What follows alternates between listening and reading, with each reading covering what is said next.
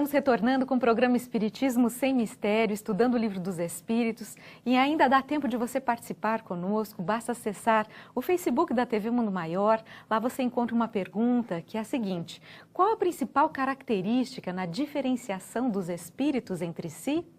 Então, dá uma pensada, manda pra gente a sua resposta, os seus comentários. Nós estaremos comentando sobre isso no final do programa. E isso é importante agora, Solange, porque nós vamos começar justamente a tratar desse tema, na questão que vai começar agora a chamar a nossa preocupação, o nosso raciocínio.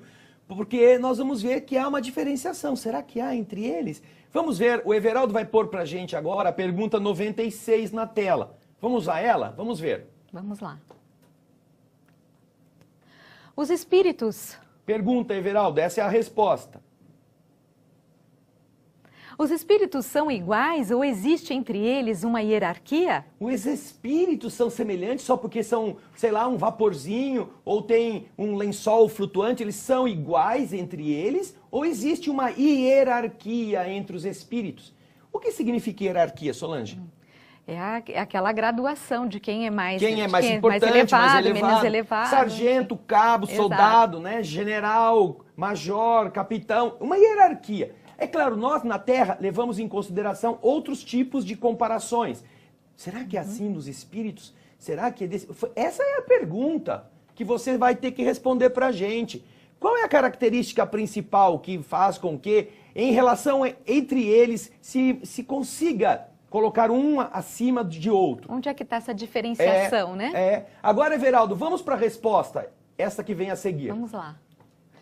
São de diferentes ordens, segundo o grau de perfeição ao qual chegaram. Ah, então os espíritos são diferentes uns dos outros, segundo o grau de perfeição ao qual chegaram.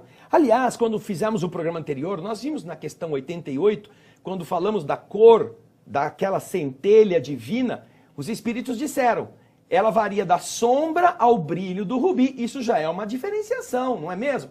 Espíritos cuja aparência está sombreada, está apagada, e outros que estão mais luminosos, até chegar ao brilho rutilante do rubi. Então, agora, eles estão respondendo que sim, existem diferentes ordens. Segundo o quê? Segundo o grau de perfeição ao qual eles tenham chegado. E aí, o que acontece? Será que Kardec ficou contente? Vamos ver o que ele vem perguntar a seguir? Vamos lá. Pergunta 97. Existe um número determinado de ordens ou de graus de perfeição entre os espíritos? Bom, tudo bem. Existe diferenciação e vocês disseram que são ordens. Mas existe um número determinado ou não? Ou, você inventa quantas quiser. Vejam só o que os espíritos responderam nessa resposta, que é bastante interessante e é bastante longa também. O número é ilimitado. Não tem limite. Pois não existe entre essas ordens uma linha de demarcação traçada, como uma barreira. E assim, se podem multiplicar ou restringir as divisões à vontade. De acordo com a gente queira, a gente pode ir subdividindo essas diferenças entre os espíritos. Mas, pode deixar, Everaldo, pode deixar esse slide mesmo que nós vamos continuar a lê-lo. Isso. Todavia, se considerarmos os caracteres gerais, elas podem reduzir-se a 3 principais. Dá para reduzir toda a diferenciação dos espíritos a 3 ordens principais. Em primeiro lugar, aqueles que tenham alcançado a perfeição, os espíritos puros. Essa é a primeira ordem, a mais elevada, os espíritos puros. Agora, na sequência, nós vamos ver a continuação da resposta. Os da segunda ordem alcançaram a metade da escala. O desejo do bem é a sua preocupação. E depois, na sequência, na continuação 3... Os da última ordem estão ainda no início da escala. Os espíritos imperfeitos, caracterizados pela ignorância, pelo desejo do mal e todas as más paixões que lhes retardam o progresso. Então nós vimos sim. Existe uma diferenciação. E os espíritos superiores explicam qual seja. Os da primeira ordem são os espíritos puros, os que alcançaram a perfeição. Os da segunda ordem estão no meio do caminho. Eles já querem fazer o bem e têm determinadas visões específicas deste bem em áreas distintas. E os mais atrasadinhos. Da terceira ordem. Os mais... pé no chão, pé no barro. Mais difícil. Os mais complicados, que são os da terceira ordem. os chamados espíritos Imperfeito. imperfeitos. Estes são caracterizados pelo quê? Pela ignorância. Volta aí, Everaldo, o slide, o último que você Aqui, colocou para gente, nós. na Ó. geral aqui, ó. Pela Caracterizados ignorância. pela ignorância, pelo desejo do mal e todas as más paixões que retardam o seu progresso. Que interessante. Bom, Kardec não está satisfeito, apesar de ele já entender que funcionam essas leis para fazerem a gente estar melhor ou pior segundo o nosso desejo de aperfeiçoamento, não é mesmo? E então, na questão seguinte, é aquela que Kardec direciona aos espíritos, falando sobre cada uma destas ordens. Os espíritos da segunda ordem têm apenas o desejo do bem ou terão também o poder de praticá-lo? Bom, Kardec agora quer saber dos espíritos da primeira ordem, não tem muita dúvida, porque são os espíritos perfeitos, os espíritos puros. E os da segunda? A segunda ordem são os bons espíritos. Eles só têm o desejo do bem ou eles já podem praticar o bem? Vamos ver qual foi a resposta? Vamos lá. Eles dispõem desse poder segundo o grau de sua perfeição. Alguns possuem a ciência, outros a sabedoria e a bondade, mas todos têm ainda provas a suportar. Então, eles ainda estão precisando evoluir, mas eles podem praticar o bem segundo, como diz aqui, segundo o seu grau de perfeição. E é essa diferenciação. Nós vamos ver que uns possuem a inteligência bem desenvolvida, a ciência. Outros possuem, além da ciência, a sabedoria e a bondade. Exato, aqui. Agora, todos os que estão na segunda ordem ainda estão precisando guindar-se. Isso, tem que precisam passar por provas para chegar à ordem mais pura. Agora, Kardec quer saber uma coisa interessante em relação à terceira ordem. É, a dos pés no lodo. Vamos ver? O que Kardec pergunta? Pergunta 99. Os espíritos da terceira ordem são, todos eles, essencialmente maus?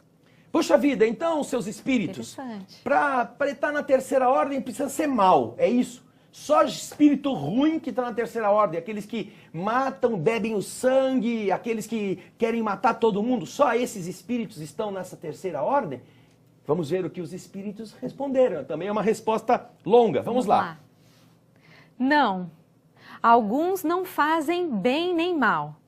Outros, ao contrário, se comprazem no mal e ficam satisfeitos quando encontram oportunidade de fazê-lo. Isso. Na sequência. Aliás, existem ainda os espíritos levianos ou estouvados, mais enganadores do que malvados, que se comprazem antes na malícia que na maldade. E que encontram prazer em mistificar e causar as pequenas contrariedades das quais se riem. Então nós observamos uma coisa legal aqui, Solange. Para ser espírito da terceira ordem, não é necessário ser maldoso, ser aqueles que rasgam a barriga dos outros para pôr as tripas para fora. Não. Nós encontraremos nesta terceira ordem, na mais baixa de todas, espíritos, é claro, que são malvados, que querem fazer o mal, que são ignorantes. Mas também vamos encontrar espíritos chamados de levianos, aqueles gozadores, aqueles que gostam de passar a perna nas pessoas. E o mais legal nessas questões, você que está nos assistindo, é que isso aqui não serve só para qualificar os espíritos, serve para qualificar todos nós, espíritos encarnados. A que ordem nós pertencemos? Porque pertencem a esta ordem todas as pessoas e espíritos que são aquelas gozadoras, zombeteiras, aquelas que veem o povo parado no ponto do ônibus num dia de chuva e fazem questão de passar com o carro para jogar aquela agueira toda nas pessoas. Está aqui, ó. Espíritos que querem fazer outros sofrerem.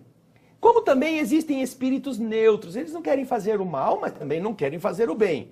Eles não querem compromisso com nada, eles querem ficar no bem bom. Eles gostam de curtir quando é conveniente e de vez em quando vão na igreja rezar. Estes estão aqui também na terceira ordem.